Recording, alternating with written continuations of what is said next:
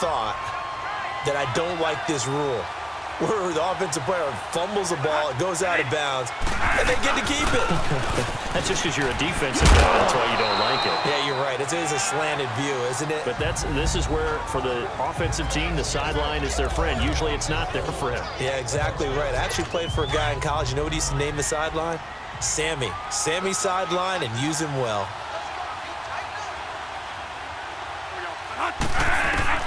Second down, Bradford. And the hit jarred it loose. It's incomplete.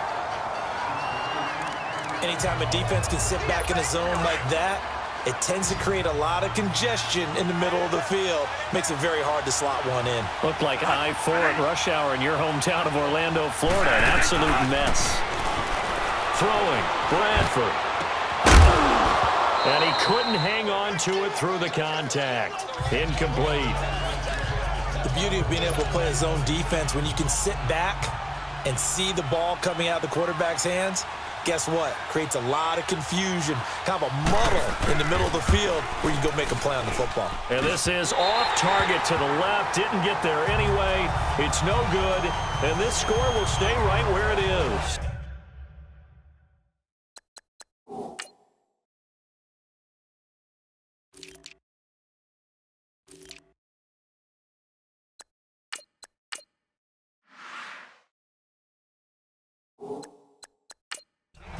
Everything looked good. Good snap, good hold. Sometimes, though, the ball just doesn't want to go where you want it. And this one winds up no good. They've got good starting field position as they come up here 1st and 10.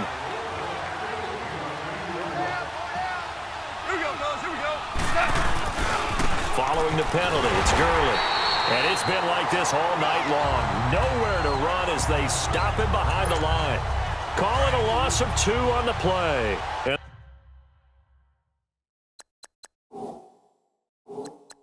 that'll make it 2nd and 12.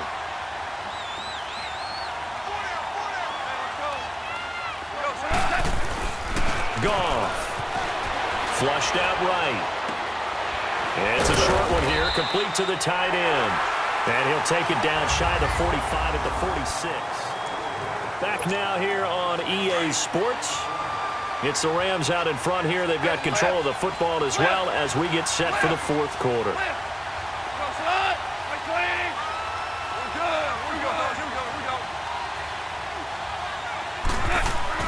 Here's Goff. Oh, incomplete. Nearly the pick they needed. They would have loved one there, but at least it does get them to 4th down. I think he's taking an awful chance with the football right there. You've got to lead, you've got to protect it, and he's taking chances putting it out there in a little bit of jeopardy. Especially in a spot like this, 4th quarter, as you said, trying to cling. Oh, they flip it to the kicker. He looks like he's going to throw it. And all the gamble fails. It's incomplete. They try the fake field goal. It doesn't work out. So out now come the Cardinals. Last time out, they had that long 50-plus yard field goal that they missed. And I'm sure on their sideline, they're thinking to themselves, okay, do we still want to try one if we're in that position again? And I would dare say that the answer would be yes. They're going to have a lot of confidence in their kicker. But just to be on the safe side, I'm sure they told their offensive guys, can we get a little bit closer this time? Closer. Yeah, you know, I'd rather get in the end zone first and foremost. But if all else fails, less of a field goal attempt for him. And at his size, he's a smaller back. You can get him to football. He can kind of get lost, make someone miss. It's good for him. Yeah, it's great.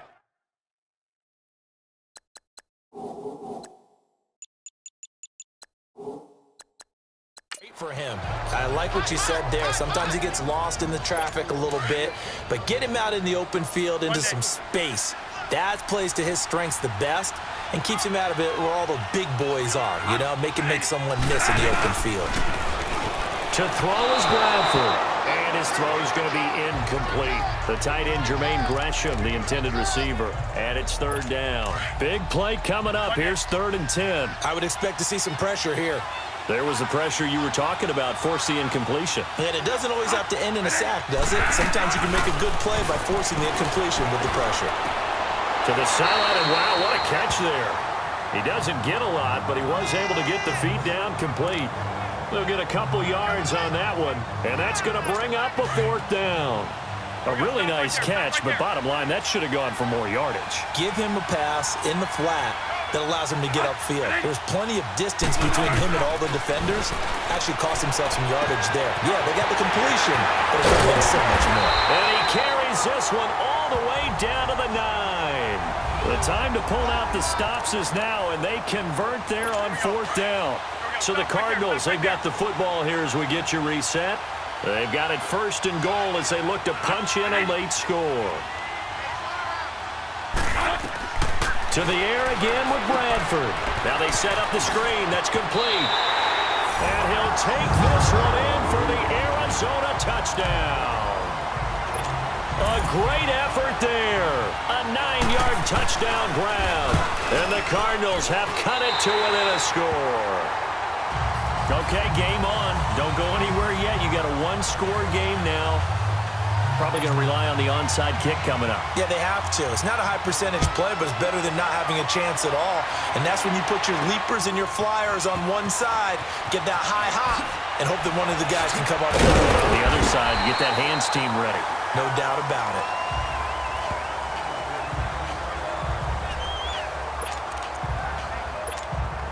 So now here are the Rams as their offense comes back out.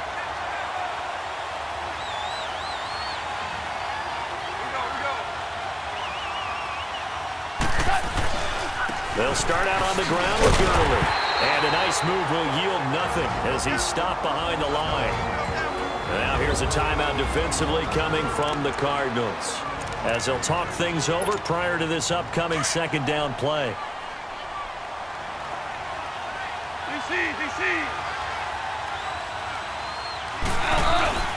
Throwing now, Goff. He's letting it fly for Cooks. And that's caught inside the 30. And he takes it down deep into Arizona territory. And now the Cardinals going to use another timeout. And they'll be disappointed to have to burn one there after giving up the 1st down. It's 1st and goal, and a late touchdown at this stage could officially salt this one away.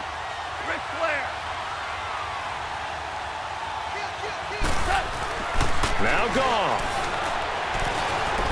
Escaping the pressure right. And now we're going to get a timeout here called by the defense, as they'll talk things over prior to this upcoming 2nd down play. 2nd and goal from the 1.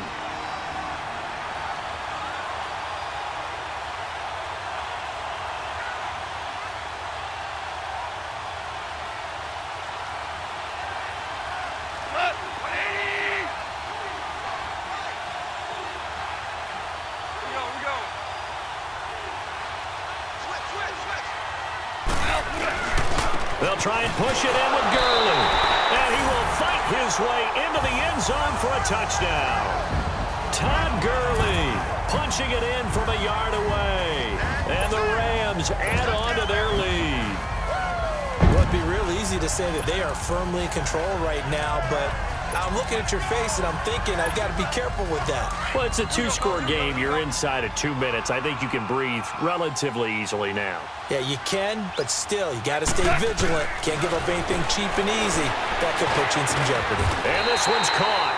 And their 4th quarter lead grows by a couple more. So they go with a pass there on the 2-point try and able to convert it, Charles. And a good job by the offense figuring out their 2-point play and using it well. It's interesting how people are using the strategy nowadays, though, isn't it? It really is, and I don't know how much that particular play factored in, but with the PAT moving back in 15-16, that kind of changed things, didn't it? It's really a part of everyone's strategy now. When I talk with coaches and when we sit with them, they always talk about they actually have 2-point periods in practice now, something they never really did before. Good starting field position for them as they come up 1st and 10. On 1st and 10, Bradford. Now a hit, and the ball comes out. Bradford's lost it. And they're going to be set up in the red zone right around the 17-yard line. Well, partner, they went empty set there. No backs in the backfield. All receivers out in the pattern. And in this situation, you know what the quarterback has to do? Act as his own blitz control. Yeah, he's got nobody else there to protect him. No one else there to protect, which means he's got to get rid of the football and absorb the hit. but not go down and fumble the ball. And he's going to take this one in for a Rams touchdown. Tyler Higbee from 17 yards out. And the Rams use the short field to their advantage as they cash in for 6. They had the lead in the fourth, but still passing. Finding the big target for the touchdown. Now that lead grows even more. Everybody gets to join in the fun. You know, it doesn't have to just be the wide receivers catching touchdown passes. The tight end doesn't just have to do just the dirty work inside. He gets a chance to get into the end zone as well. Under pressure now, and he's going to go down.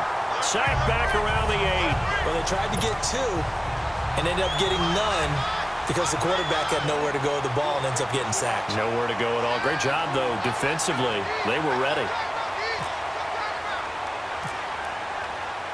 Zuerlein out now to kick this one away.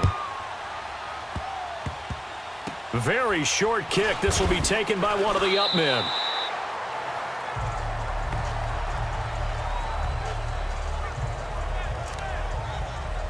Arizona getting ready to go as they take the field. They're down big here late. I don't know. You just one last drive here for pride? Some people like to do that. I remember playing for a guy once. We were down huge, and someone said, "Coach." Now a clash of bodies here, and it's intercepted. Picked off by the Pro Bowler, Marcus Peters. Well, this defensive pressure has been constant all game long. The pass rush, the coverage, they've all been excellent, and now they'll tack on an interception here as this one continues to slip just further and further out of hand. Good starting field position for them here as they come up 1st and 10.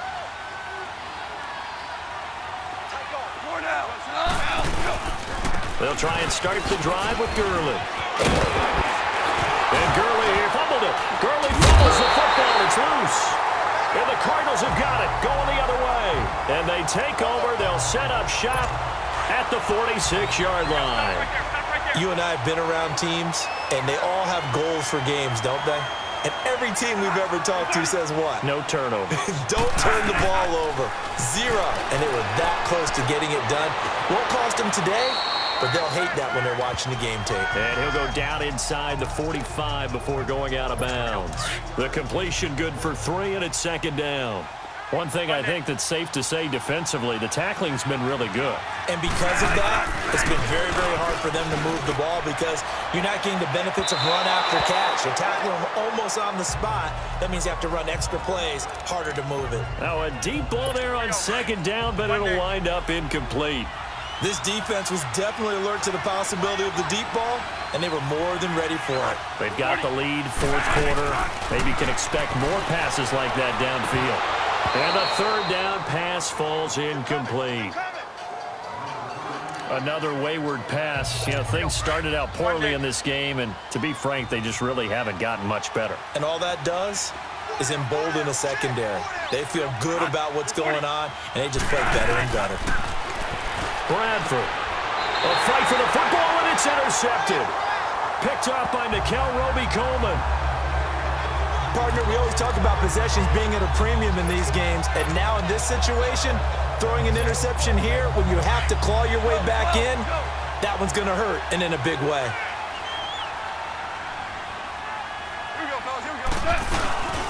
Here comes carry number 10 for Gurley. Some fancy footwork, but not much room to operate. Just up past the 25 and no further. Tackle made there by Josh Bynes. Charles, why didn't they just take the knee there?